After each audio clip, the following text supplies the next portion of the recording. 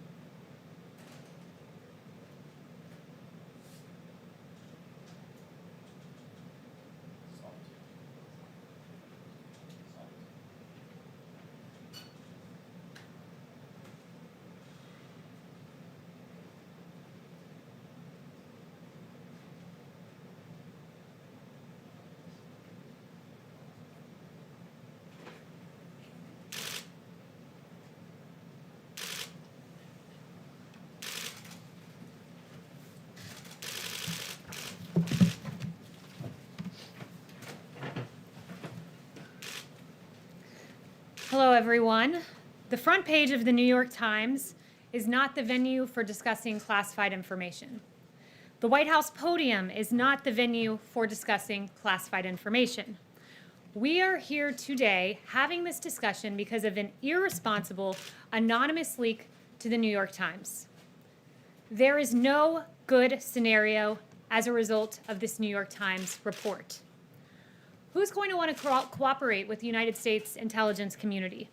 Who's going to want to be a source or an asset if they know that their identity could be disclosed? Which allies will want to share information with us if they know that some rogue intelligence officer can go splash that information on the front page of a major US newspaper? Specifically, there are two bad scenarios that emerge from this report. Number one, this report makes it more difficult to come to a consensus on this matter to verify intelligence. And number two, this level of controversy and discord plays directly into the hands of Russia and unfortunately serves their interests. Since before President Trump assumed office, damaging and oftentimes erroneous leaks seeking to undermine or delegitimize the duly elected president have been published. According to the DOJ, classified leaks surged in this administration. There were, under President Obama, just 39 on average criminal leak referrals. In this administration, we've seen 100 criminal leak referrals to the DOJ in 2017, 88 in 2018, and 104 on average per year. We have seen targeted leaks of classified information against this president, and it is irresponsible. Phone calls with foreign leaders, meetings with government officials, and now reports of alleged intelligence.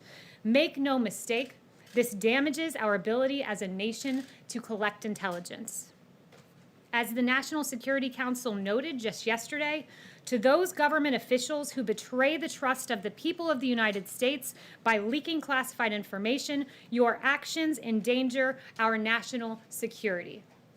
The ODNI said the selective leaking of any classified information disrupts the vital interagency work to collect, assess, and mitigate threats and places our forces at risk. It is also, simply put, a crime. And finally, the CIA said this, that leaks compromise and disrupt the critical interagency work to collect, assess, and ascribe culpability. To the anonymous sources who leak classified information, you should know this. You may seek to undermine our president, but in fact, you undermine our country's safety and our country's security. And with that, I'll take questions. Kristen. Thank you, Kayleigh. When did White House officials first learn that this intelligence about Russian bounties existed? I will say this, the president was never briefed on this. This intelligence still has not been verified, and there's no consensus among the intelligence community. Does the president wish that he had been briefed sooner? I mean, today Joe Biden called it a dereliction of duty.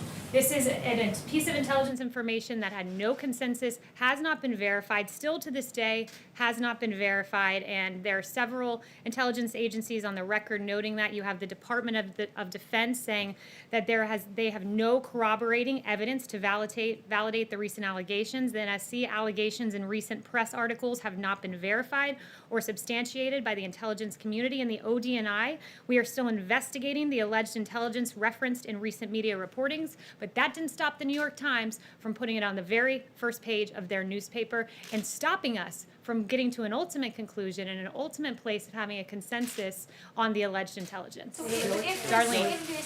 You said that. Just one more question. If this intelligence does turn out to be true, is the president prepared to take some serious action against Russia and Russian President Vladimir Putin? The president has always taken tough, unadulterated action against Russia. We saw that there's no diplomatic presence on the west coast of our country of Russia because the president closed the consulates. We saw he expelled 60 Russian intelligence officers, sanctioned hundreds of targets, withdrew from the INF Treaty, the Open Skies Treaty, tried to halt Nord Stream, still trying to do that, impose visa sanctions and many other actions. So make no mistake, this president is prepared to act and will always act in protecting our American troops. We saw in Syria and the strikes in 2018 that dozens of Russian mercenaries were killed. He will always act to protect American troops. That is indeed his track record. Darlene. There's a briefing intel briefing on the president's schedule today. Will this matter be part of his briefing this afternoon? The president has been briefed on what is unfortunately in the public domain because of the New York Times and the irresponsible leak. Yes, he has been briefed, but that does not change the fact that there is no consensus on this intelligence that still has yet to be verified. I have one question. Yeah, Darlene? On another subject, Republican allies of the president, like Kevin McCarthy and Lamar Alexander, have said that it would be great if the president would wear a mask in public sometimes to set an example. How much weight do words from McCarthy and Lamar Alexander carry with the president? The president has said he has no problem with masks, that he encourages people to make whatever decision is best for their safety and to follow what their local jurisdictions say. CDC guidelines are still recommended but not required. And the president is the most tested man in America. It's his decision whether to wear a mask. Justin. Let's just set an example. Justin. I wanted to loop back on you saying that the president never been briefed. There's, I think, some dispute over whether in February his PDB included this intelligence information, so I'm wondering if you can say whether or not, he may not have read the briefing book that he was presented with, but was he at some point at least given access to this information? So the PDB is a top secret document that is widely disseminated among government. I will never sit here and confirm or deny what is in a top secret document, so I'll leave it at that. One thing I will say that is routine is when there is intelligence. I was speaking with some folks over in NSC about this earlier and some other folks around the White House. When we get intelligence verified or unverified, deemed credible or not credible, deemed consensus or no consensus, if that information in any way impinges upon the safety of our troops, that information goes to our troops on the ground and to our allies so they can take the appropriate measures.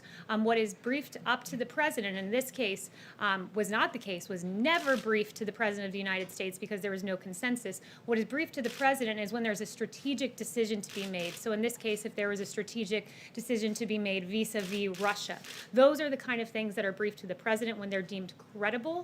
But in this case, it was not briefed to the president. There's no consensus. It was not credible. But make no mistake, this president will always protect American troops. I mean, sorry, just to follow on that, I think there's 2 points. One, I would say that press secretaries in the past have disclosed in certain instances what was in the PDB. But secondly, this is a relevant issue because I think critics have already seized on this and said, well, if the president isn't reading his PDB, he might not know that there are these policy decisions to be made, right? If a president was presented with this information, it's unverified, he could be alarmed, change his posture towards Russia, conceivably ask intelligence officials to work harder to determine whether or not this was true, make a series of judgments. And so I guess more broadly, I would re-ask the question of whether it was in his material, but ask you maybe to defend why the president isn't necessarily reading his PDB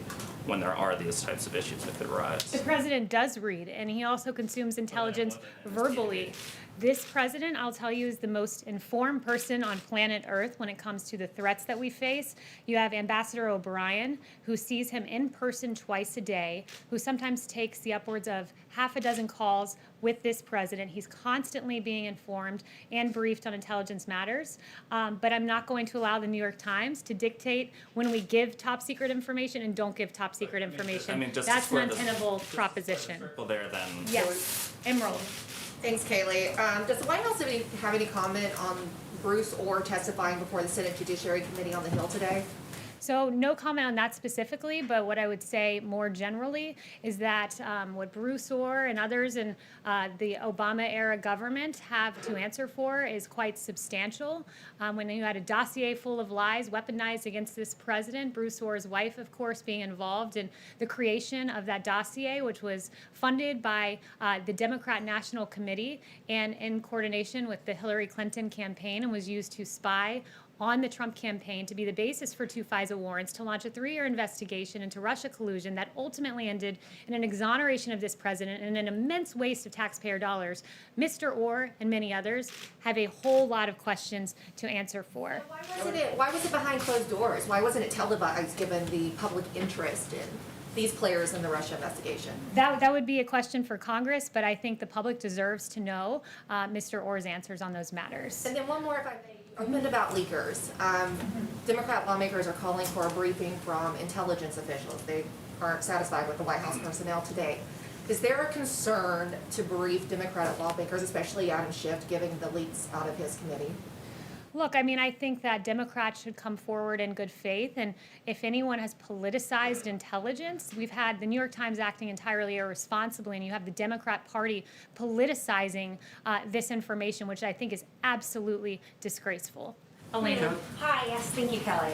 Senate Majority Leader Mitch McConnell said today that Russia should, quote, absolutely not, unquote, be allowed back into the G7. Does President Trump agree with Mitch McConnell? Look, I haven't spoken to him on that matter. The president believes that we have to have diplomatic relations with the top economies of the world, but there's been no one that's been tougher on Russia than this president. I went through several of those actions. And also, I would note that when it comes to acting on viable, actionable, credible intelligence, there has been no one who has acted more forcefully than this president. He has a track record of that. He has made protecting our American troops overseas his highest and strongest priority. As you know, Soleimani was responsible for the deaths of 600 Americans and thousands maimed from, quote, explosively formed penetrators, other improvised explosive devices, improvised rocket-assisted munitions, rockets, mortars, rocket-propelled grenades, small arms snipers, and other attacks in Iraq. This is what Soleimani did to our American troops. You had President Bush, who declined to strike Soleimani, who was, quote, in the crosshairs, according to the New York Times. You had Obama Biden, who, quote, never made an effort to strike Soleimani. But you had this president who, when he had actionable intelligence to protect American troops, he did it. He took that option. He was criticized by Democrats. Democrats condemned Trump's strike on Soleimani, as your publication Axios had in a headline. NBC said Democrats demand answers on Soleimani killing. Politico top Democrats blast Trump's false justification for Soleimani killing. And The Atlantic asked, why kill Soleimani now? We removed Soleimani from the battlefield. President Trump did to protect our American troops based on credible intelligence. He did the same with al-Baghdadi, who was responsible for 300 public beheadings, who killed thousands of captured prisoners of war. When this president had actionable intelligence, he took action, criticized by Democrats for it, but that's what this president does. He acts in defense of our American troops. Sorry, David. just a follow-up, Kelly. You said it was targeted leaking in the New York Times. Who's doing the targeting and why are they doing it? It's a great question, but these are rogue intelligence officers who are imperiling our troops' lives. We will not be able to get, very likely not be able to get a consensus on this intelligence because of what was leaked to the New York Times. And you have both the NSC, ODNI, and CIA all noting what damage this leaks does, not just to the safety of our troops, which is paramount, but to the ability of the United States to aggregate information from our allies and have assets and get this valuable information. So who's doing it? It's Members of the IC are going after Trump, is that what you're saying? it very possibly could be. And if that's the case, it is absolutely despicable. Kelly? Yes. On that note, is the Trump administration doing anything or taking any action like an audit of the IC, or what steps are you planning on taking to try to find the source of the leaks? Well, make no mistake, the DOJ has done several criminal leak referrals, 120 in 2017, 88 in 2018, 104 on average per year under President Trump. So we do take those steps. And we do have a president who ultimately, when it comes down to the safety of our troops, he doesn't take impulsive action, he takes deliberate action. And we saw that in the killing of Soleimani and the killing of al-Baghdadi and the protecting of our troops. And at the same time, when you had Iran who shot down a drone, he chose not to strike back in that instance. He chose to protect civilians, to protect our troops. It was the measured response, it was the proportionate response. And ultimately, the ultimate way to protect American troops is to not get into needless foreign wars. This president is on record for decades and decades and decades opposing foreign wars, and Iraq is a great example. A nearly 2-decade war. You have this president who, when Washington Washington was unanimous in saying, we're going into Iraq, this president said, no, that's not the right decision. He's wound down our troop presence in Afghanistan and Iraq, and he's ultimately protected American troops and kept this country safe. And this president has a very strong foreign policy record to be incredibly proud of. Thank you. Kelly, take a question. Kelly? What? Really?